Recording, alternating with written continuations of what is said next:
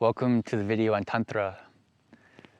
Tantra is a family of methodologies for harmonizing the energetic basis of one's individual identity with universal energy, consciousness, and bliss. There are a lot of different forms of Tantra which belong to different religions and different traditions, but which are related to each other in one way or another. All of these different forms of Tantra originated in a religion called Shaivism, which is a form of Hinduism which reveres Shiva as the supreme deity. There are also forms of Tantra which exist within Buddhism, within Vaishnavism, within Shaktism, within Sufism, which is mystical Islam, within Sikhism, and within Jainism, which are all Indian religions. There are also parallels between Tantra in its Asian context and mystical forms of Western religion such as Christianity and Judaism, such as Kabbalah.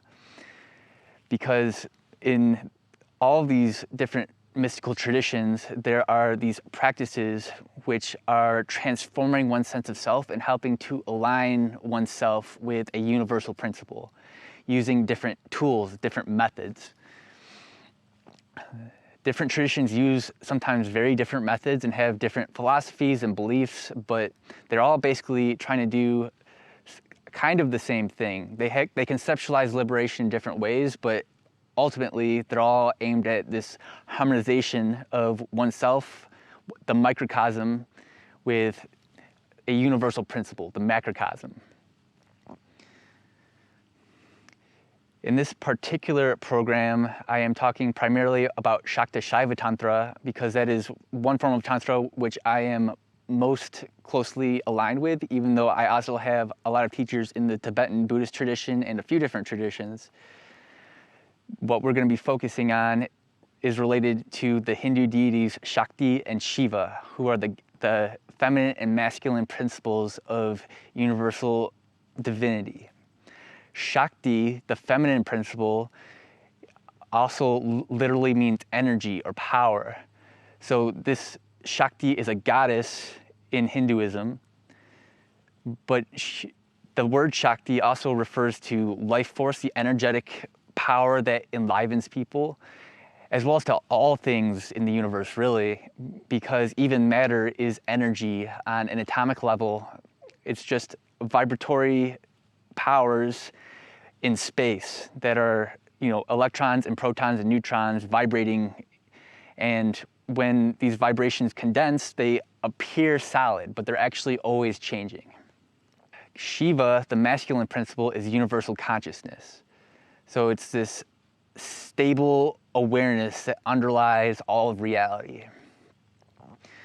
Now, these two principles, Shakti and Shiva, are not separate from each other. They are ultimately inseparable. They are fused eternally, but they create the appearance of separation within themselves as part of their play in order to go through the process of feeling like they're separate from each other and then reuniting and experiencing themselves as one again.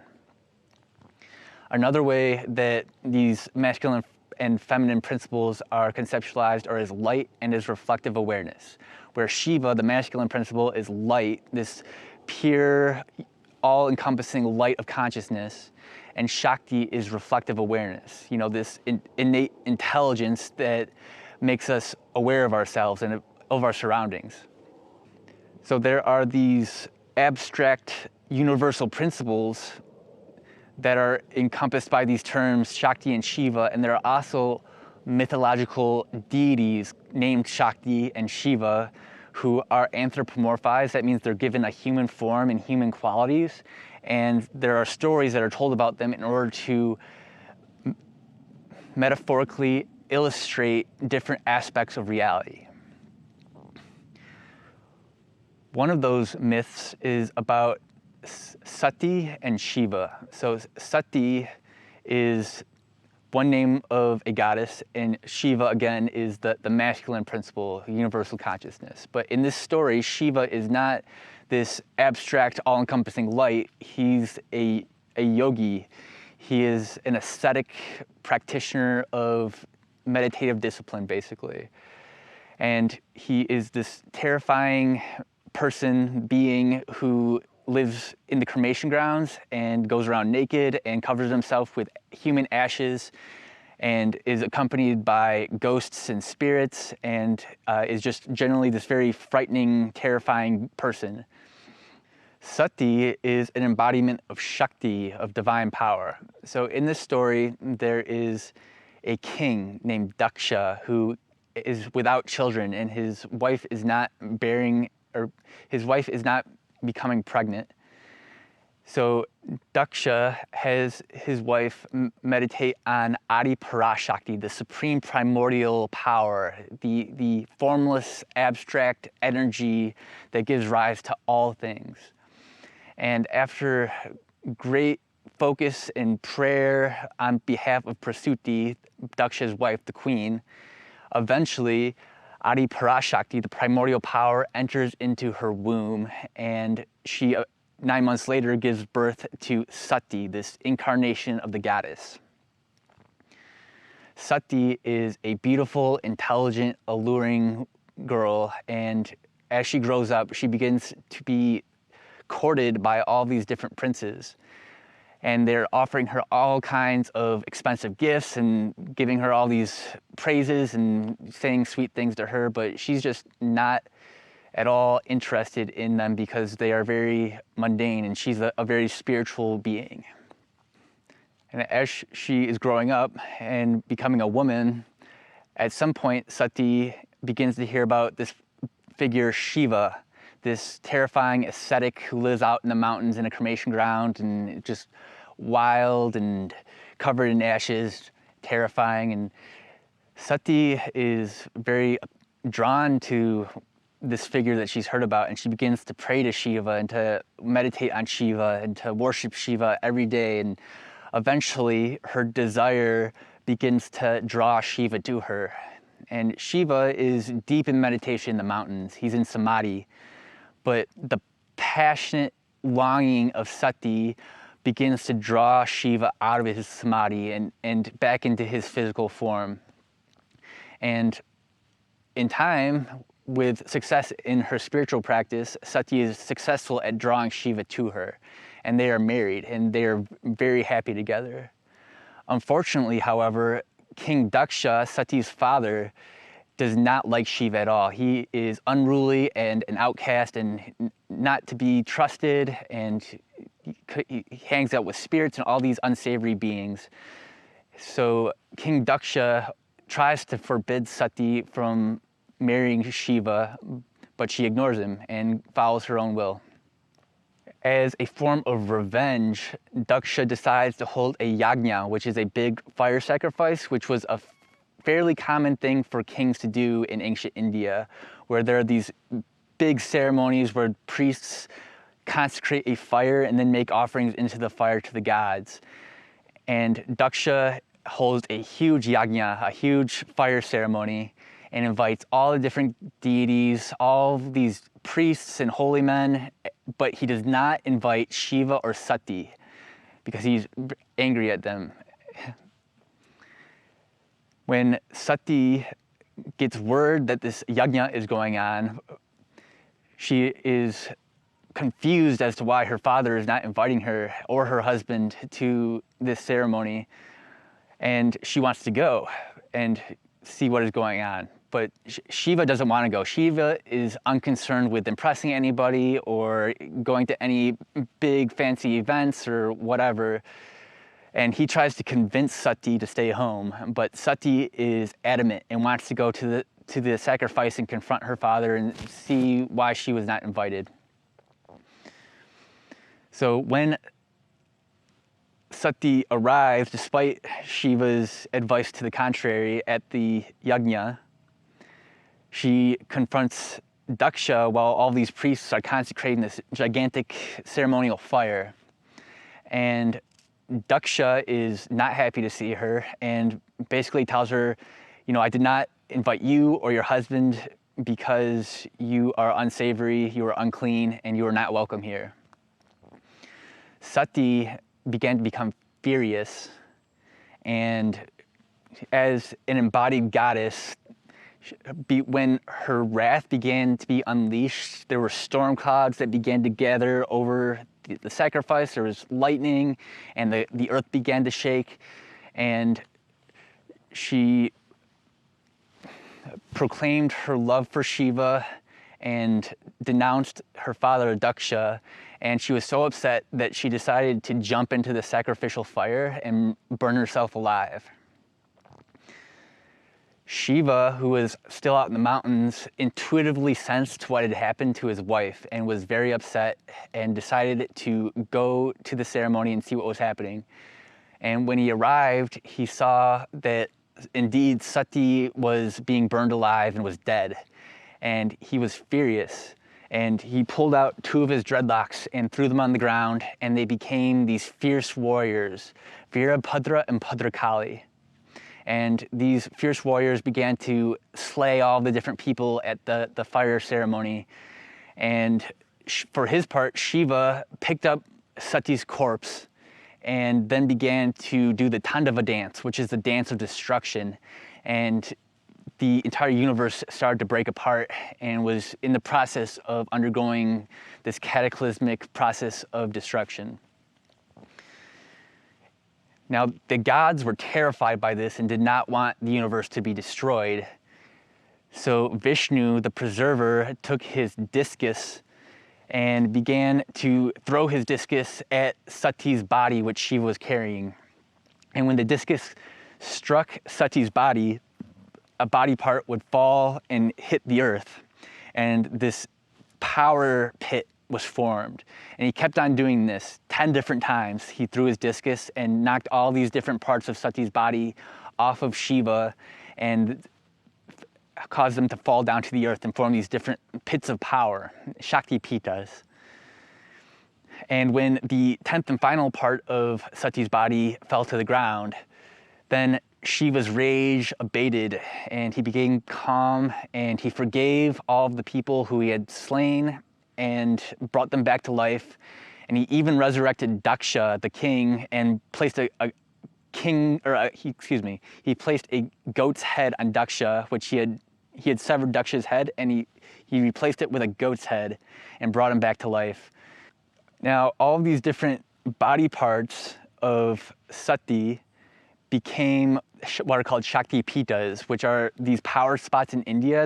They are these holy, sacred places where one or another goddess is worshipped. And the 10 different parts of Sati's body became the Mahavidyas, which are these 10 different goddesses. There's Kali, there's Tara, there's Tripura Sundari, there's Bhairavi. There are these 10 different Hindu goddesses who represent a spectrum of Hindu feminine divinity. They have sometimes very different attributes from each other. I mean, in some ways, there are parallels between the different goddesses, and in some ways, they can be extremely different from each other. And basically, each of these goddesses represents one vibratory frequency of this primordial power. Now, this cutting up of Sati's body also represents the division of Adi Parashakti, where there's this primordial unitary energy that takes on the appearance of having all these different forms. And when that primordial power begins to contract a portion of its unlimited energy, that energy of self-identification can then begin to identify with an individual identity. So within the macrocosm, within the universe, there's this goddess called Shakti, and then within the microcosm, there is also life force. There's Shakti, and the most concentrated form of life force is called Kundalini, which means the coiled power, basically. Kundalini is the power of self-identification. So it can exist in two different states, basically, or in different gradations or degrees, where when that energy is identifying primarily with a particular individual body and mind, it's called ahankara, which means the I maker. Sometimes ahankara is also translated as the ego. So this is a downward flowing aspect of this energy of self-identification, where it is, giving life to an individual identity. So it's important to have a healthy ego, but it is also potentially leading to suffering because we mistakenly believe ourselves to be this separate individual being without connection to this primordial bliss or to other beings that exist within the primordial being. So when this ahankara is transmuted from a downward flowing energy to an upward flowing energy, then that energy of self-identification begins to transform. And again, this is what Tantra is trying to do. It's trying to transform our sense of self so that we are identifying less with our individuality and, to some degree, and more with this universal principle. So in order to be physically healthy, we have to have this sense of self, this ahankara, which is actually the basis of the immune system.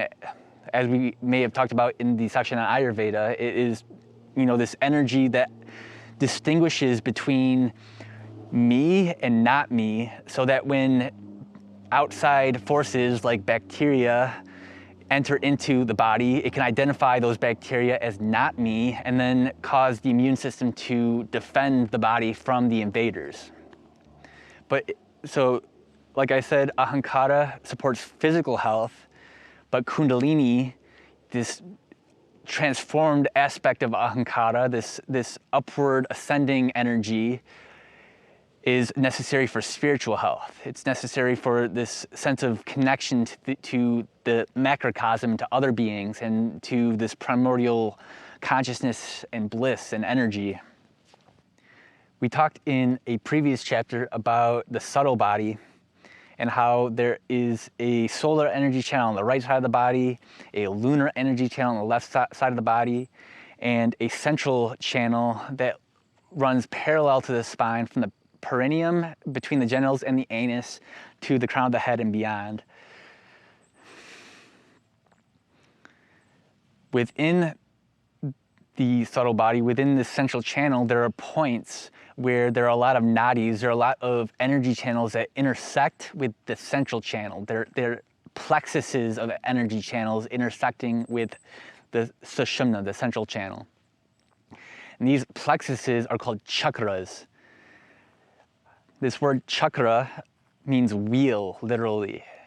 It's pronounced chakra and not chakra in its traditional, Sanskrit pronunciation. Chakra. There are a lot of different ways that the chakras are conceptualized and numbered in different forms of Tantra.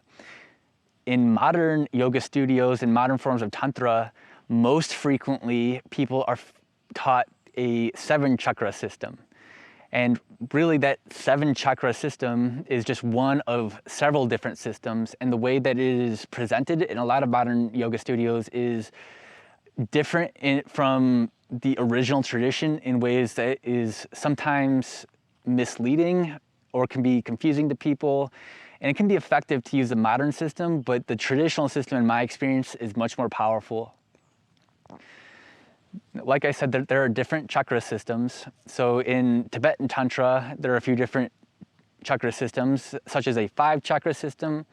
And in the Trika lineage of Shiva Tantra, there's a 12-chakra system. So like I said, there are different numberings of the chakras.